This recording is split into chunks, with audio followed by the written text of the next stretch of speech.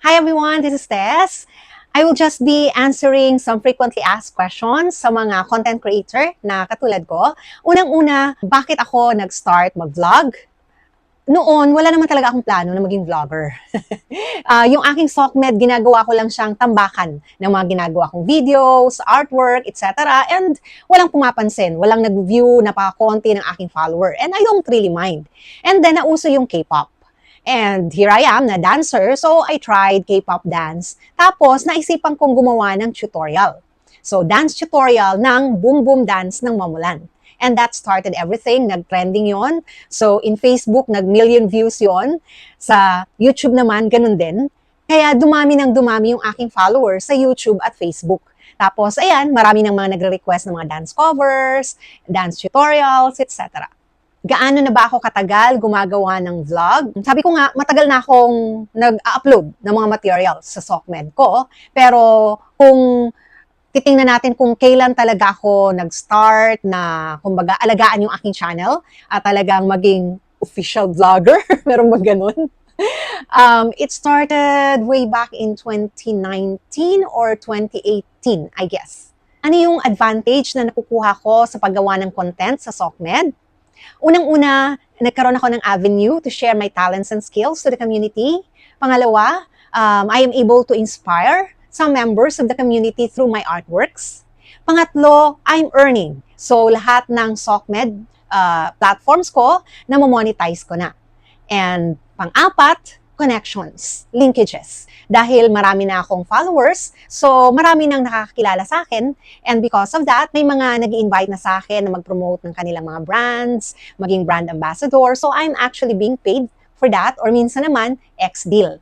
Ayun. Tapos, other opportunities as well. Mag-judge ng mga competitions dahil yung iba, nakikita yung aking mga pinupost. So, for example, they need a judge in dance competitions, cosplay, fashion. Ayun, na minsan hindi ko kilala, tapos magme-message na lang sa akin na kung pwede ako maging judge ng ganito, ganyan, na competition. Or minsan naman maging speaker sa ganito, magbigay ng workshop sa ganito, ganyan. Ayun, so more opportunities for me. Ano yung hamon o problema na naranasan ko sa paggawa ng content sa SOCMED? Unang-una, oras. I need to devote time. So, mahirap mag-balance ng aking daytime job and oras sa pag-practice ng dance, pag-shoot, or kung gumagawa naman ako ng content sa aking science channel, so kailangan ko mag-research, magsulat ng script, etc. at mag-edit ng videos. Ayun, isa din yon. Hindi basta-basta yung pag-edit. I really need to devote time for that. Medyo mahaba yung time na dinidevote ko sa pag-edit ng mga videos ko, lalo na sa aking science channel. Pangalawa, ayun, cyberbullying. I think lahat naman ng content creator nakakaranas nito because, you really can't please everyone. Pero ako kasi, I don't mind. Bash me all you want, I don't care. Kasi ginagawa ko tong paggawa ng content sa SOCMED dahil masaya ako sa ginagawa ko. Ang inisip ko na lang yan, the more na merong mga nagko-comment sa aking mga posts sa SOCMED, whether it's a positive or a negative comment, engagement pa rin yun. More engagement, more money for me.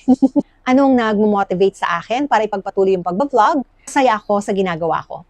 And aside from this, I'm earning. Ano ang maipapayo ko sa mga gustong maging content creator sa SOCMED? Simple lang. Gawin mo kung ano ang makakapagpasaya sa'yo.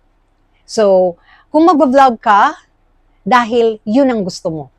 Hindi dahil gusto mong sumikat or gusto mong kumita ng pera.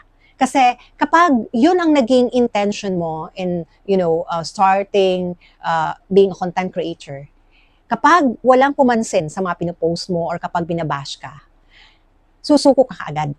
Kasi nga, ang gusto mo, mapansin ka, sumikat ka, at kumita ng pera. Pero kung nagbablog ka dahil masaya ka doon, dahil gusto mo lang i-express yung sarili mo at mag-share ng yung talent, kahit walang mag-view ng yung pinopost, kahit may mga nagbabash sa'yo, you won't mind at all. Kasi nga, masaya ka sa ginagawa mo.